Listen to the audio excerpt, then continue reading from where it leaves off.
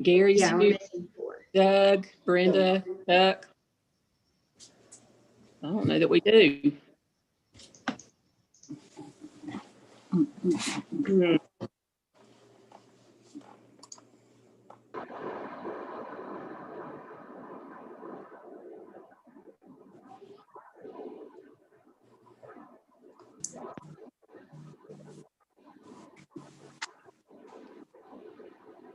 A lot of noise on there. Good evening, Chuck. It's good to see you, sir. Robert, how are you? Doing fine, sir. Thank you. Hello, Mr. Charles. Hello, Doug.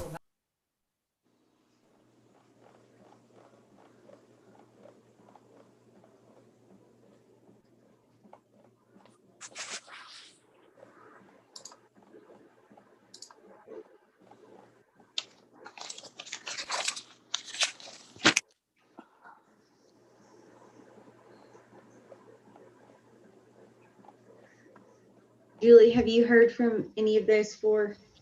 No, I was just about to ask. So we've got 7 of the 11. Let me send some text messages.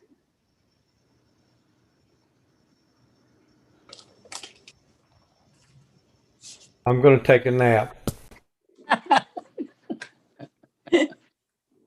Oh, that sounds like a winner, Chuck. Here comes Todd. Okay, I just sent him. I'd give anything if I could nap. Yeah, I know what you're saying.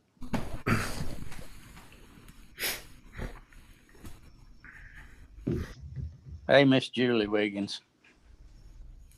Yes, sir. How are you? I'm good. How are you? I'm good. Have we got a quorum yet? According to my phone, we got 3 more joined us. Okay, that's good. Looks like, I don't have Rennie's cell number. looks like Dennis, Todd, and Gary has joined us.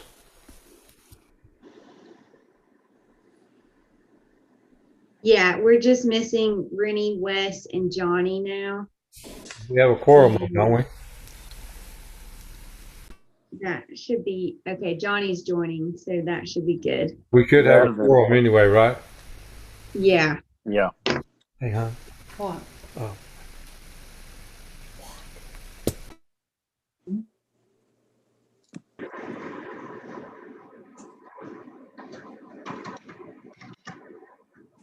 Okay, so we think we got a quorum now, I think.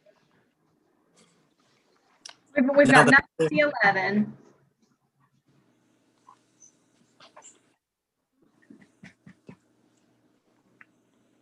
Lay down. Okay.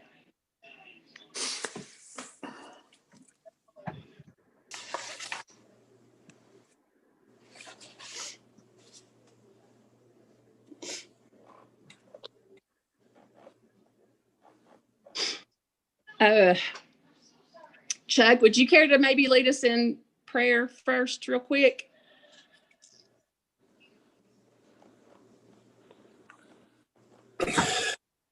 Thank you, Lord, for everyone that is here today. For each mind and heart that feels the presence of this room, we thank you. Only you truly know that we are setting out to accomplish today.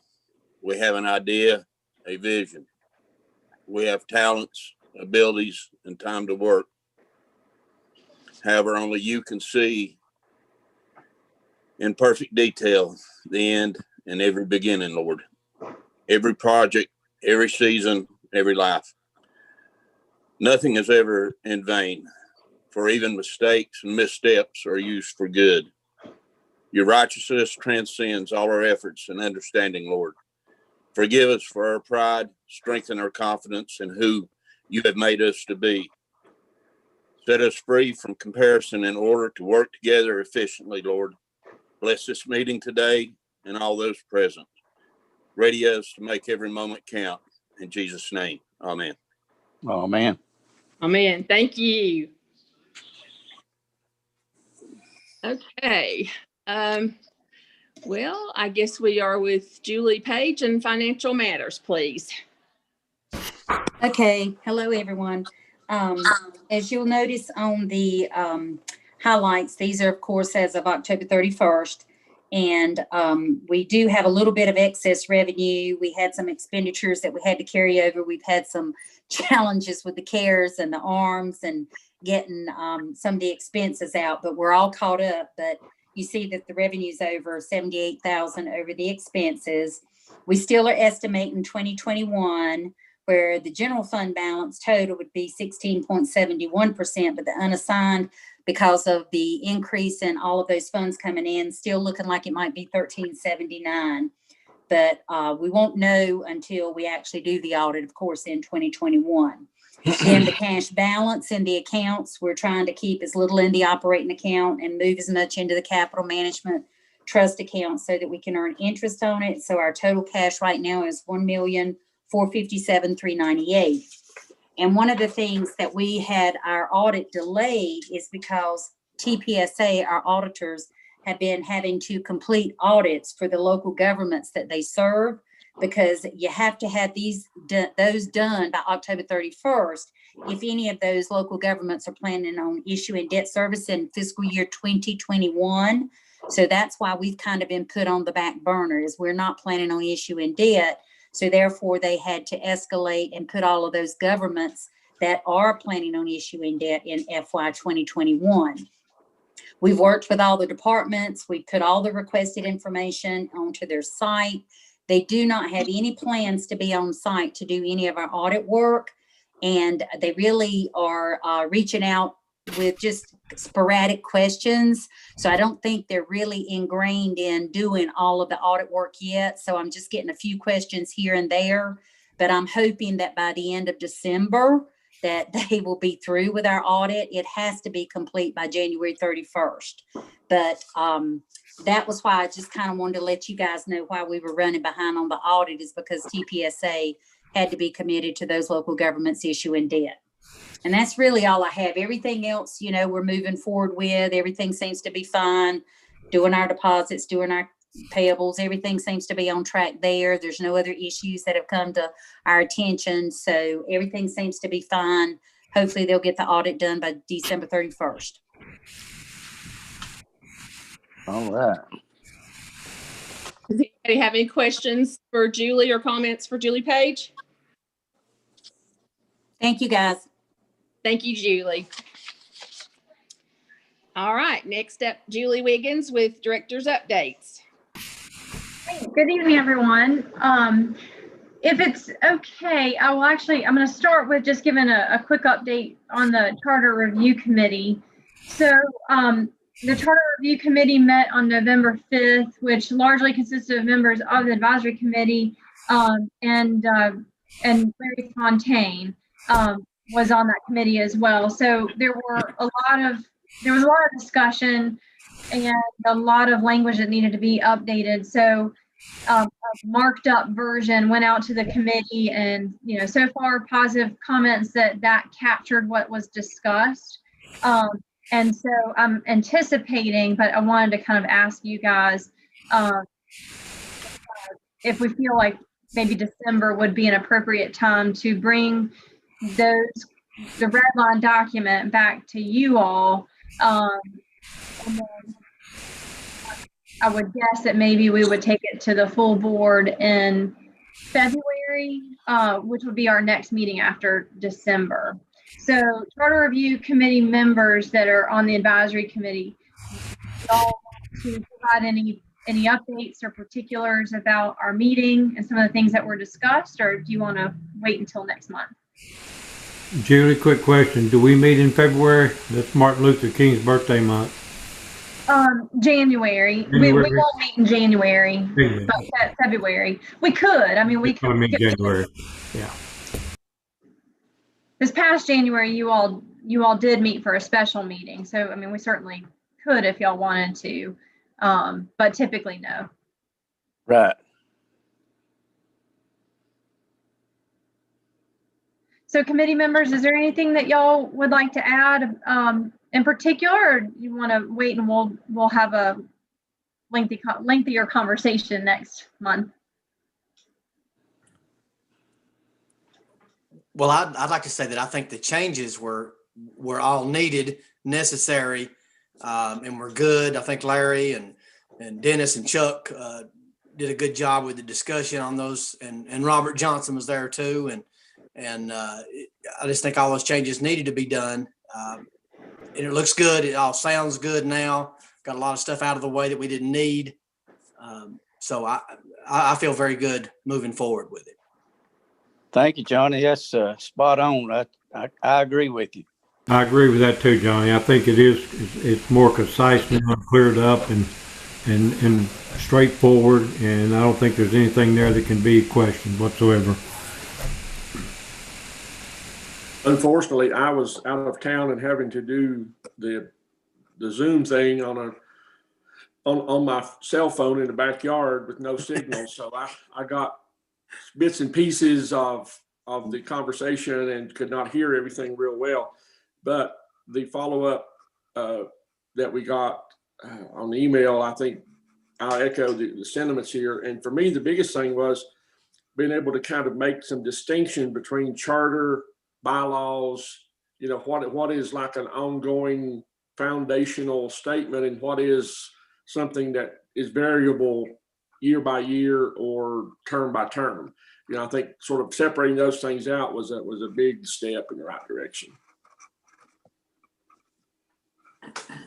Great, thank you. Also, at this point, the committee is waiting on me to send out the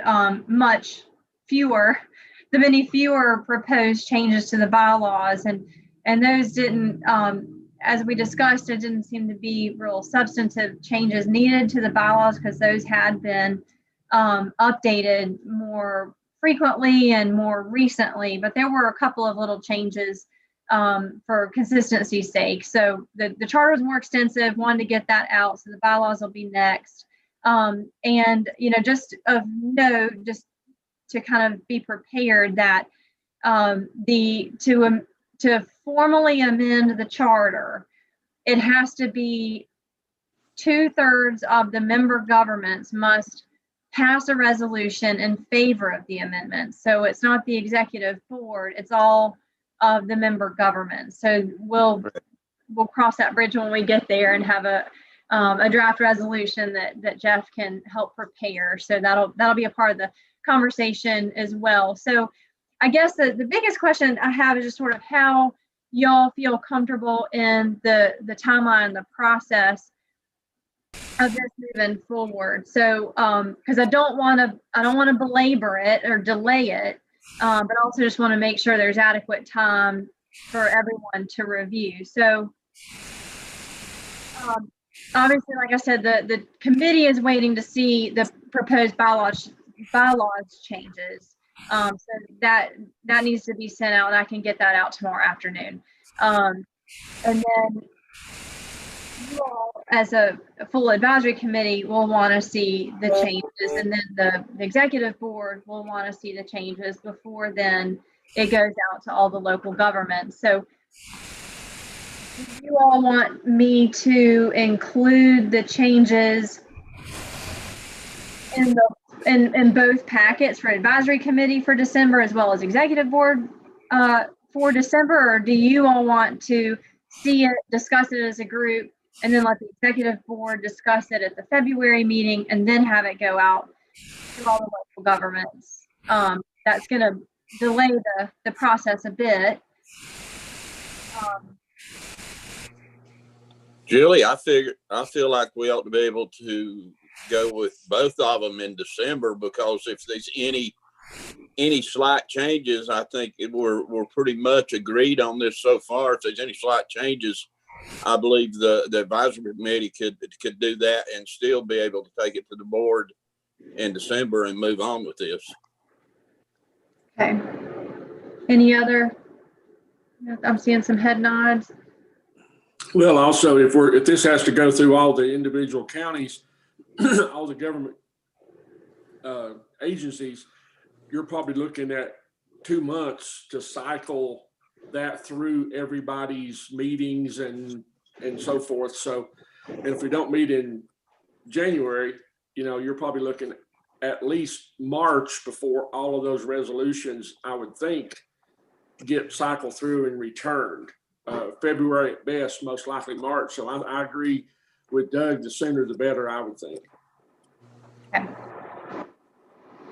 And maybe what I could do too. Yeah, I would echo, excuse Sorry, me, John. Julie. I would echo those thoughts also. The sooner the better. Great. If you all would like to, I can, I could send you all the, that information earlier. It doesn't necessarily need, it'll be in the packet, but I can send it before the packet goes out just to give the full board the opportunity to look at it and review it before we meet. So if that sounds okay, maybe that's what I'll do. I'll send it before the full packet goes out, and we'll include it in the packet. And that way we'll just make sure everybody has enough time to look through those. Listen, I went through a church bylaws and constitution. It took 2 years. I want to beat that record, please. I think we can do that. Well, just wanted to say thanks again, because to the committee members, it was a lot of material to review, and it's, it was a time-consuming process, and I'm really grateful because personally I've learned a lot going through all of this, so I really enjoyed the process and know that it was a big time commitment. So just thanks again, really appreciate it. You're welcome. Okay, so it sounds like we're in there. Great. Julie, this is Robert. I would like to say thanks to Chuck, especially for his input on all of this, because Chuck, and of course Brenda has too, but Chuck really brought out some points and some things that we all didn't know, and he did a great job helping us get through this thing along with Jeff and you, and I thank you a lot for that, Chuck. Robert, no need. It was a group effort, totally, 100%. Every one of us had input and comments and changed our mind a few times and come back to the same thing a few times, but at least it was a great effort on everyone's part. But I appreciate the words you're saying, but it applies to everybody there. Yes, I agree. Thank you.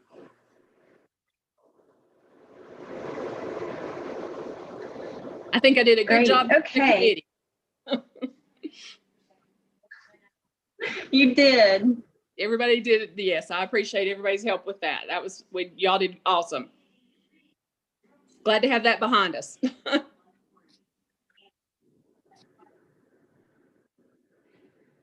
Great.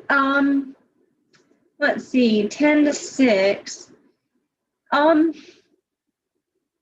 wasn't really sure whether to bring this up tonight because I don't know if it's a little bit premature.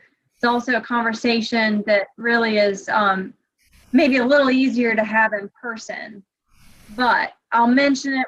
Y'all don't necessarily have to discuss it if you don't want to, but just in terms of planning ahead, I'm just curious where everyone's budgets, how they're doing, and do we think that there's going to be an appetite to consider the phase 2 dues increase that we had planned pre-COVID.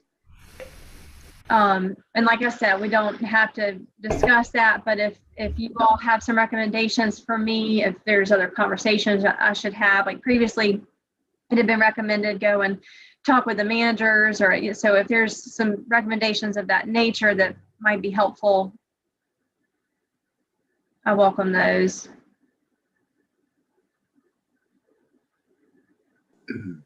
Julie, Gary Blevins. Hi, Gary. Hey, I'm going off the board. We've got a new member. I don't know what the status is in the other counties and municipalities, but it probably would be wise to wait until after everybody's sworn in and you find out, where the board stand and where your support is. before you really elevate that conversation to a regional level, and just give it just a little bit more time. It's always appropriate to talk to the managers and just get their feedback and find out what they're thinking, because after the first of the year, they'll start preparing a budget. And, we made a good case for this initially, that it had been many years since there was an increase.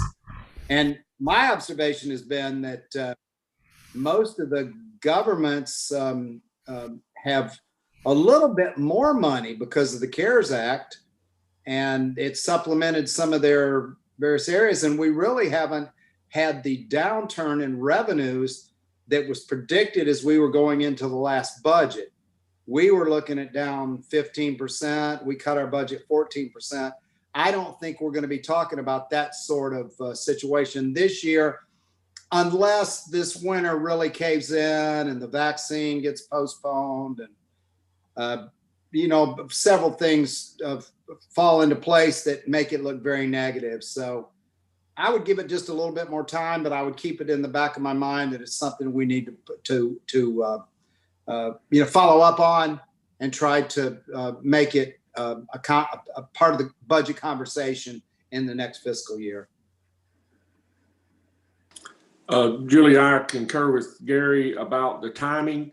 I do think it's something my suggestion would be to go forward with it at some point in the budgeting process in the early part of the year, because as Gary said, we had projected sales tax decreases that we have not seen and things like that. So I don't think it would be a fiscal problem.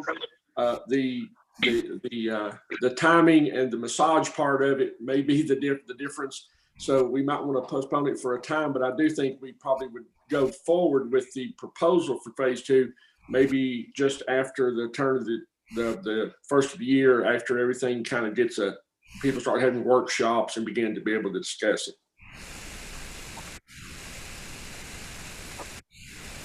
I agree.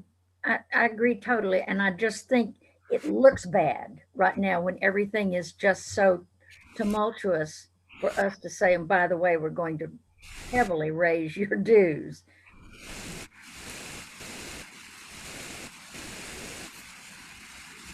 Brenda, you're right. You make a great point.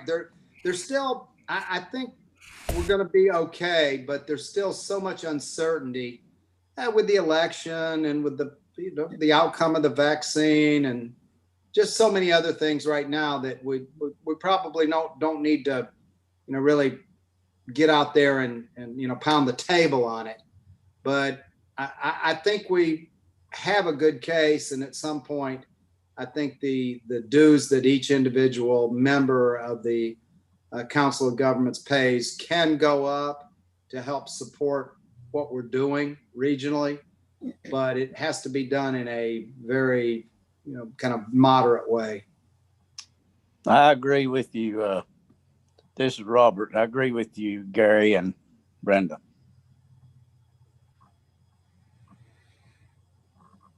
So what I'm hearing is maybe the start of the calendar year, which is kind of around about when we had that special meeting in January to discuss this in more detail, kind of broached it a little bit in December. So should we, and we can talk about it more, come up with a plan in December, but are y'all thinking maybe have another special meeting in January to see what things are looking like and see if that's an avenue we want to continue to pursue, and then kind of strategize what that needs to look like in terms of the process? Is that what I'm hearing? February instead of January, since we don't have a meeting in January.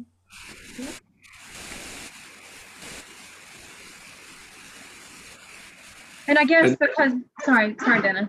I was just going to say, I hate to put this on the COG office and on you, but maybe in January might be a time to kind of canvass some of the managers to kind of see what the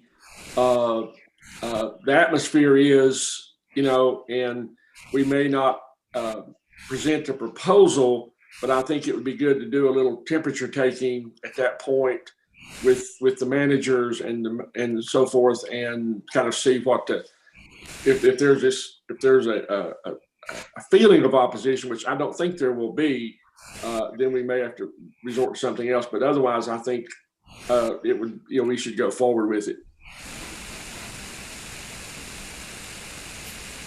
Does that sound okay that in January or maybe even in December, if I get the opportunity to talk with managers, and then we all talk again in February? Is that? Gary, sorry, what were you going to say?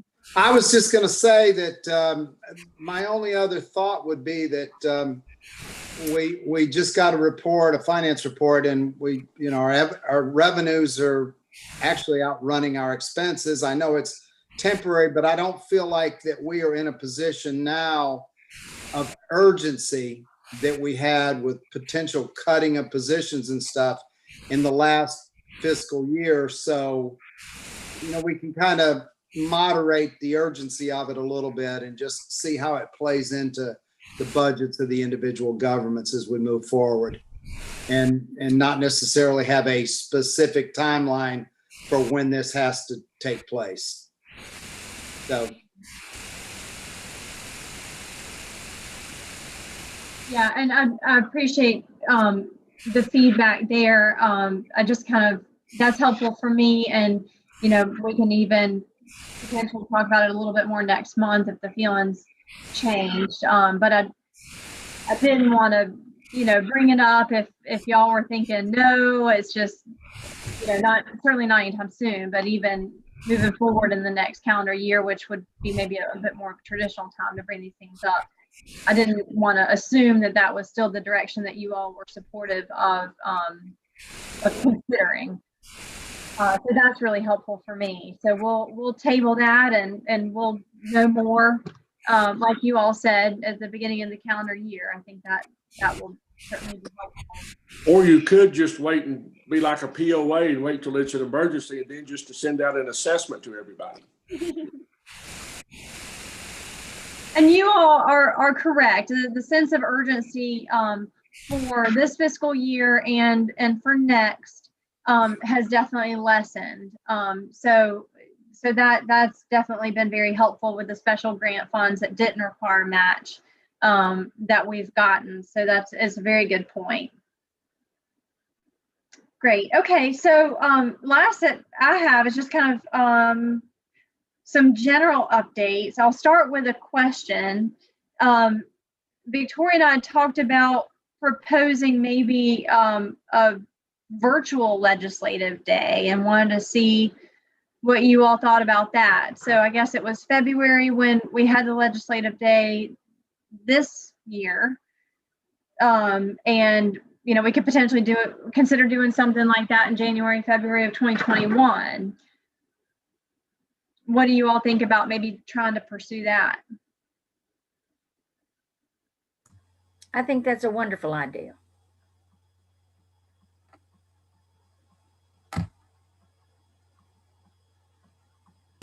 I do too, Julie. I think it's a great idea to do it that way. Can I say I don't like it, but I agree with it? You sure can, and I like it. And I would just say a little further out, the better. February, beginning of March, maybe. I mean, just a little bit further out. Let's see how things go the next couple of months. Well, I guess everybody remembers we were elbow to elbow in that room, in that conference room, and it was packed. So, and a little heated simultaneously. So when you get that many people in a room and it gets hot, that virus can move around pretty fast. I would suggest that we talk more about how we manage and moderate the conversation so that we are able to touch on some other subjects that are more relevant to the COGS. I think this past time it got a little political and there were some questions asked that really didn't focus specifically on what the role of the COGS was. And I think we should make it a more positive and focused discussion about where our relationship is with the legislature, and then let them throw in a few quips if they want to. That's fine. You got to let them have a little bit of room, but I won't be there. But it'd be nice to make sure it's focused on the regional aspect of the legislature and what we can do to help them when they are involved in regional initiatives. That's a good point, Gary. Yeah. Keep the politics out of it. Gary, you won't be there, and neither will the person that was causing most of the agitation. Well, that's good. I guess it's good we both won't be there, isn't it?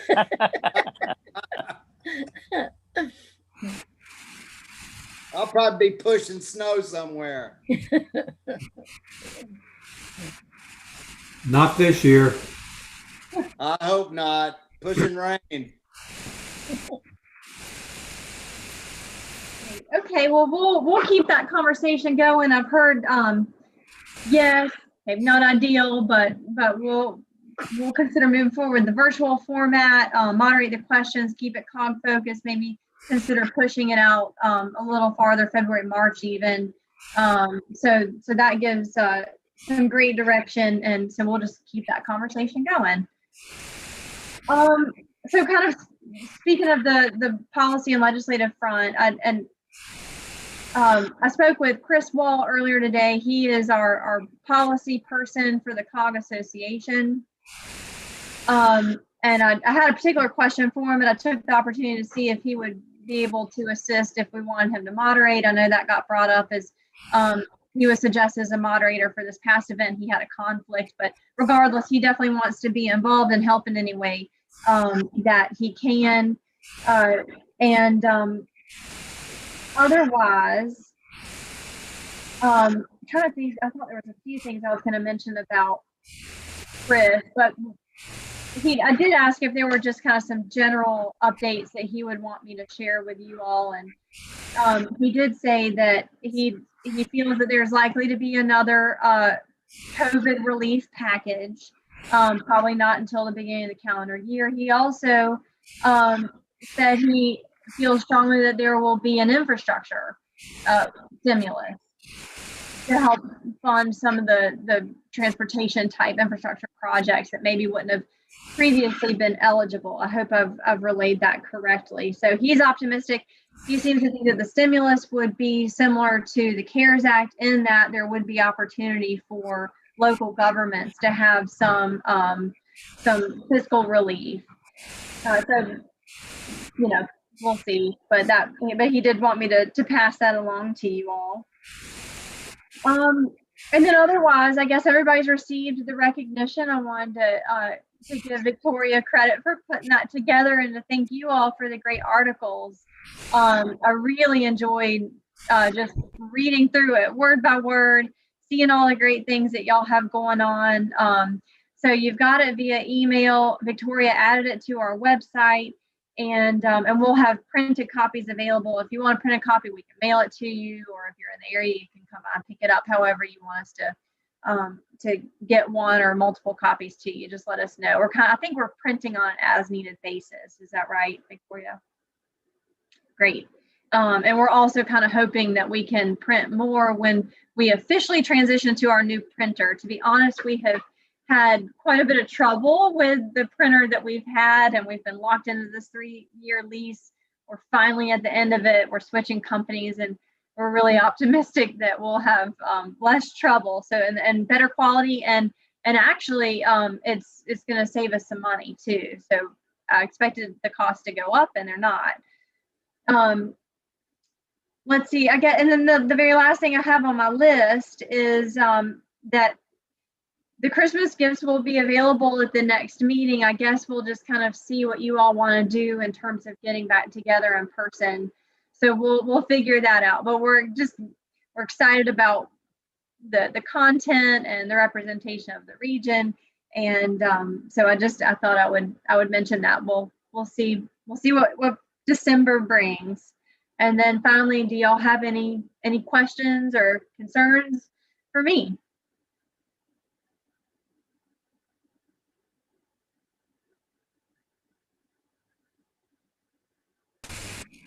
You know, Julie, I'm thinking about those Christmas gifts and thinking, you know, with the small businesses having such a hard time with everything, maybe this is not the year to hit them up for things. And I think I'm speaking for me, but I would think that because of this year being so unusual, that maybe we should just skip the bags. Well, we do purchase the items, so that's why we try and do local, is because it's in support of them. I see. Okay. That's a good conversation. To Brenda's point, if we were asking for donations, I think it would be inappropriate, but I think this is a good time that High Country and our council can reach out, as long as we are sure that we are utilizing local craftsmen. I think it's a good time for us to take a little bit of what we have collectively and use it to stimulate some of the retail businesses. So as long as we're compensating them for them and giving them some advertising, I think it's okay. And then we bring those products back. I bring the products back to Wilkes County that we receive from all over the region.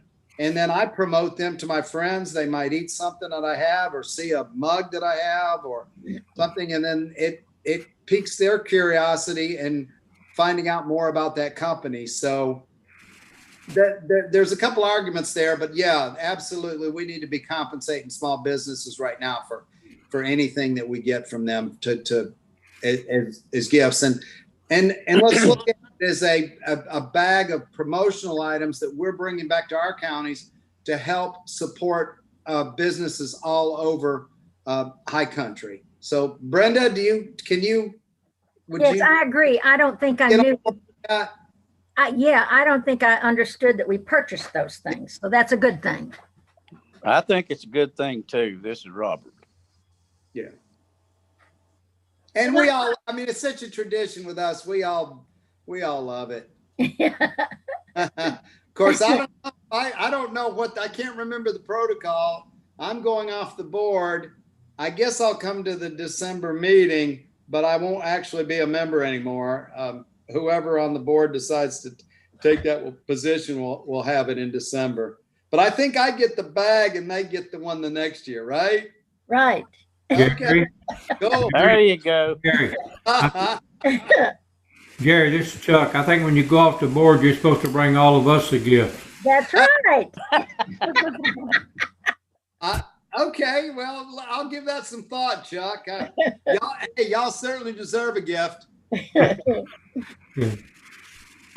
And that's a great point, and I'm glad that we were able to talk about that. The gift items are purchased, and I'm not sure if before me, I'm not really sure exactly the process of putting the bags together, but I know at least at some point in hearing Tana talk, it seemed as though there was a transition to try and make sure every county was represented in the bag. So we were purchasing something from every county, and so Victoria, and that's not always easy because you want to switch it up and support different vendors and things like that. But Victoria even reached out to a vendor that we used many years ago, and she was able to discover that the person had moved to New Bern, and we were like, oh, sorry.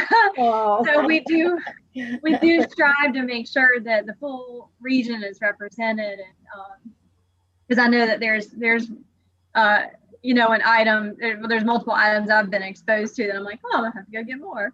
So it is kind of a fun thing. So we'll make sure that one way or another everybody gets their bags. And really that's all I have. Things internally, operationally, are I think still running really smoothly. Just, appreciate everybody working with me, and yeah, things are good.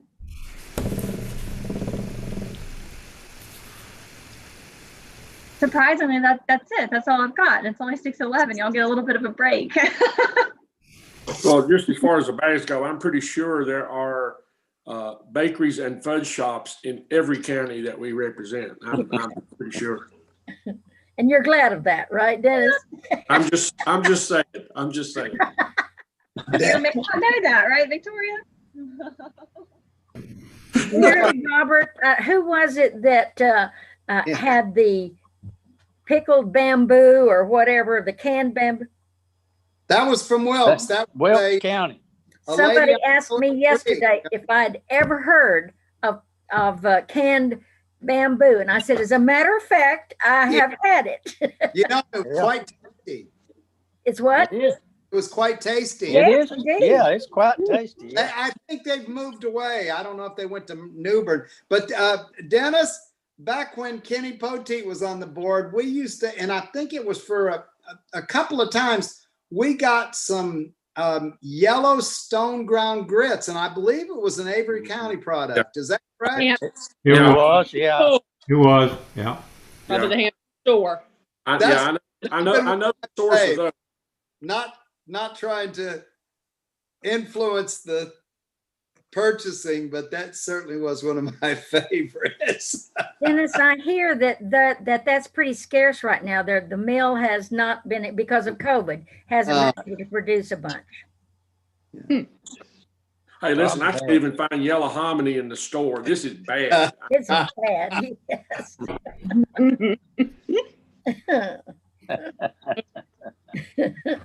Oh, me. And Dennis, he mentioned Kenny Poteet. Somebody told me the other day that Kenny is not well. Is that correct? My last awareness was that he was having some more difficulties. Yes. Is it Parkinson's? I think so. Yes. Yeah, I thought that. Isn't that just awful? I just hate it for him. Me too. Absolutely. Yeah. This is Chuck. I check on him often. Oh, good. Good. Tell him I said hello. I will do it. Yeah, do Tell him that we for me mentioned him too. in the meeting. Yeah. I know they've been staying inside and trying to avoid COVID, really. Yeah. They've not been in places except doctor visits and grocery store, I think, is about it. So, but I see him every now and then out because he lives across from my daughter, so I see him frequently. But well, if nobody has anything, or I just have one question because I don't want to foul it up tonight. Mute a second, or maybe somebody else can help me. How do you pronounce Teresa's last name? Coletta. Coletta. Yeah. Coletta. Coletta. Coletta. Okay. I don't want to pronounce it wrong because I know I have. It's all right. It's all right. And then and Andrew. You got Andy Suits, right? Suits, right? Just call it Andy. Suits. Andy Suits. Andy. Andy Suits. Oh, man, he didn't. That's right. Yeah. Okay. I just wanted to ask. All right, guys. Well, thank you all. And if no one has anything else, I guess we'll. I've got one more thing. Okay. Go ahead. Off the board, and I'm not going to be around. So I was just thinking and reflecting as we talked about people like Kenny Poteet, and there's so many others, JB Lawrence, and all the ones that are still alive and kicking and functional.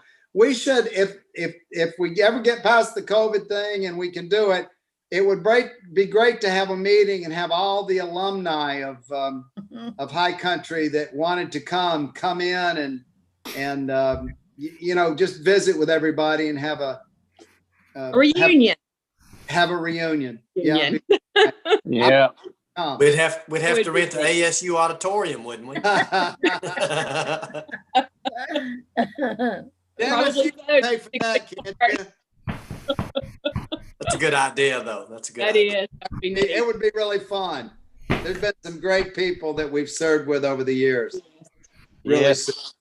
Now, is Mr. Miller, John he- Miller. yeah, is he still? No, he's Yeah, he- gone. He's still ticking. Really? Oh, Well, yeah. God, Yeah. His, Wow. Amazing. his wife, I think, has got some issues with, I think, is it Parkinson, Chuck? It's similar to what Parkinson's is, yes. No. Yeah. I talked to him by phone about 2 months ago, and he was doing very well. Wow. I know Gary and I had planned to go over and visit with him. Oh, I don't know, a year or so ago, and then something came up. I think it had to do with his wife, and so we never did get to do that little deal. But maybe, as Gary has said, all this COVID stuff gets behind us, we can kind of have a little reunion and get together. Yep, it'll be a good idea. All right. Has anybody ever talked to JB? Is he okay, or? JB's doing well. He doesn't quite tell the mother-in-law jokes like he used to, but he's doing well.